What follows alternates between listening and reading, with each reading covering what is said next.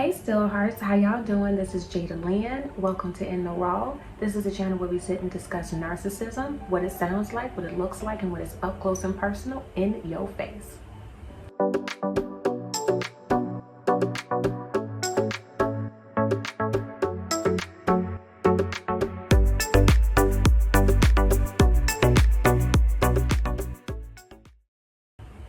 All right, now, so I would just like to get my disclaimer out the way. I am not a doctor, no therapist, no PhD, no any of that. I just happen to be a little regular girl who done been through some things, and I feel like I can throw my 2 little cents on it, okay? All right, so in today's topic, I would like to discuss how narcissism or how narcissistic people use your past against you to weaponize you with it, okay? And how they do that is they get to know you.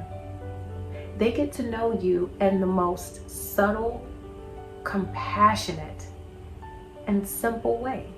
They just take the time to get to know you. Think about you and a person first dating. They just take the time to get to know you. Now, you don't know that a person is being narky. You don't even know if a person is a narcissist yet. You guys just started dating each other. Now, this person could be love bombing you in a way to make you feel like you found your soulmate.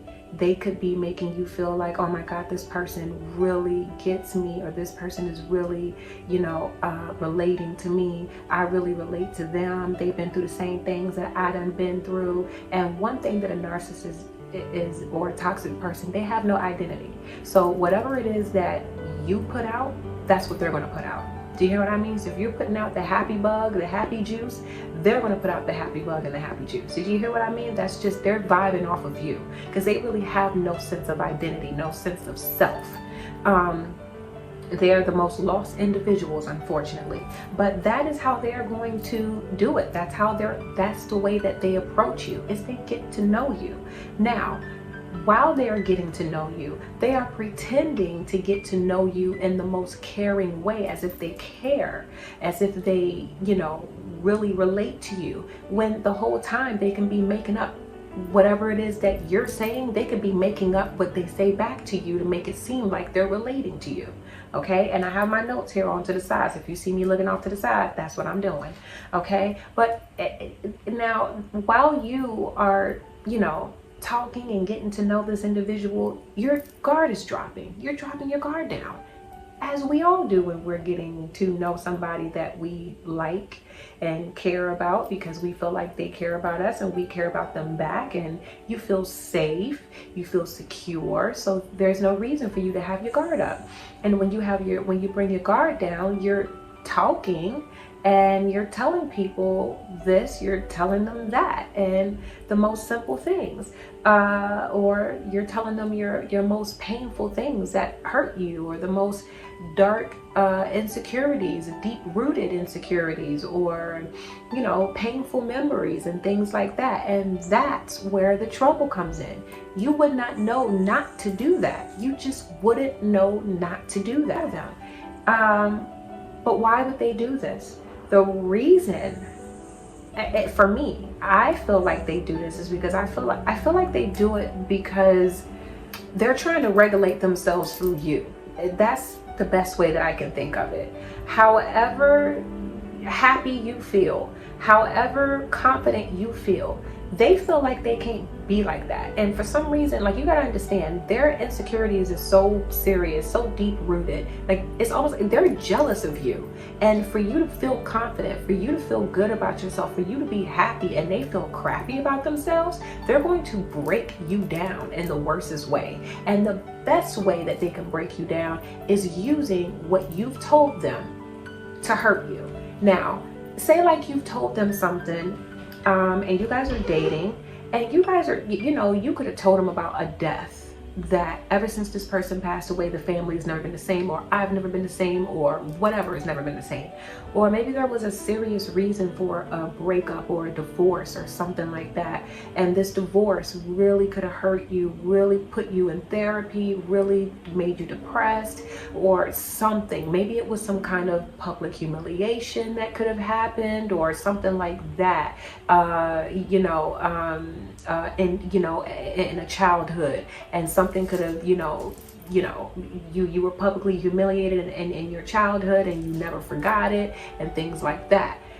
Say like it's something like that, and later on in the argument or later on in the conversation, you guys are talking, and it's usually in an argument. You guys are having an argument, and in order for them to gain control over the conversation or the argument, they will throw these things out at you at that time. They may say something like, hey, you know what? If this person who passed away was still alive, I'm sure you wouldn't be acting like that. They may say something like that, or say like it was a certain reason for a divorce. Oh, I see why you are not married anymore, or I see why such and such wanted to divorce you, because I'm starting to feel that way now.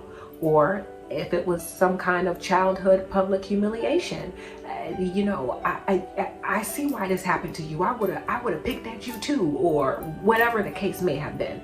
They will throw these things out at you so that they can break you down in the worstest way. And I will give an example, and then what they're doing is they're just weaponizing you with it. Just picture a person beating someone, but instead of physically beating you, they are mentally beating you. And we all know that verbal abuse is worse than physical abuse. I'd rather be hit, and because those scars can heal and I can move on. But those mental ones, they stick. It's like they're permanent. It's like they're almost permanent. And you have to get therapy to help scrape those memories out of there, because they can stick, and they can stick for a very, very long time. And if you don't get any help or therapy for them, it could rewire your brain, and it could be a part of you in the worstest way. So what in my situation, when I was with my last toxic relationship, he was it was almost like he was comparing my ex-fiance with our relationship, and I didn't understand it. He was always bringing up my ex, always trying to talk about my ex, always trying to get information on my ex, always, and I didn't understand, why are you always bringing my ex up? Why are you constantly talking about him? And then he would just say, I'm not talking about him, you brought him up. Dude, what are you talking about? It would be stuff like that. Or like in this situation, say like, okay, the birthday party. My ex-fiance had a birthday party every year, but I didn't throw these birthday parties. These birthday parties were thrown by the women that he say that was his best friends and he grew up with in high school. They were really women that he was having relations with, all of them. They may have known about it, or they may not have known about it. But he was having relations with them, with all of them, so that when his birthday comes, they can contribute to the birthday parties. They can, because these women's money is, their pockets were deep. Do you hear what I mean? So he knew exactly what he was doing. Narky people, toxic people, they're all about getting what, you know, personal gain. It's all about what they can gain from it. And he would have relations with them to keep them stuck in a relationship, and then when his birthday is coming, they would contribute. These women were ordering food from catering halls, ordering these big fancy birthday cakes, having these birthday parties at a nice, you know, vendors and things like that. And I didn't have the money for that. I'm a single mama. I was raising my daughter by myself. Her father then took off and left, and I'm trying to make ends meet on my own. I didn't have the funds to be buying, you know. Of course, I did the best that I could as far as celebrating his birthday, but I was just a chick on the side that was watching all of these women that he was having sexual relations with throw him a birthday party. And that was where I was back then. But for some reason, in my last relationship, he would throw that in my face and try to weaponize me with it. Oh, well, you could throw him a birthday party. You could throw him all of this stuff. You could buy him all of this cake. You could buy him all of this alcohol. You could buy him all of this and that and that. But you can't buy me a birthday cake or a card. I'm like, dude, I never even bought or threw any of these birthday parties because I couldn't afford to. And he knew it. He knew it.